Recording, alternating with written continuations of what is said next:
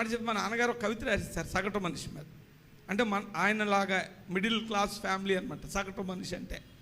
సగటు మనిషి ఓ సగటు మనిషి, సాటివానికి తోటివానికి వెగటు మనిషి, కోరినన్ని కోరికలన్నీ తీరకుంటే ఆలిపిల్లలు ఈసురోమను కూర్చునుంటే, ఊపిరాడక ఊసిపోక కాసినంత నాటుసారా నోటబోసి రాటు తేలే సగటు మనిషి ఓ సగటు మనిషి అని రాశాడు ఆయన. ఎంత బాగా ఒక సగటు మనిషి జీవితాన్ని పెట్టాడు చూడండి. నేను ఈ సగటు మనిషి ఎందుకు చెప్తున్నానంటే ఒక పాయింట్ చెప్పి పైకి ఇచ్చేస్తా.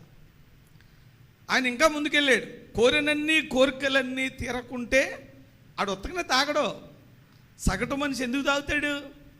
ఎందుకు ఒక విధమైన పీస్ కోరుకుంటాడంటే, కోరినన్ని కోరికలన్నీ తీరకుంటే ఆలిపిల్లలు ఈసురోమని కూర్చొని ఉంటే, పెద్ద కూతురు పెళ్లి మాట ఏమని పెళ్ళము అడుగుతుంటే ఊపిరాడ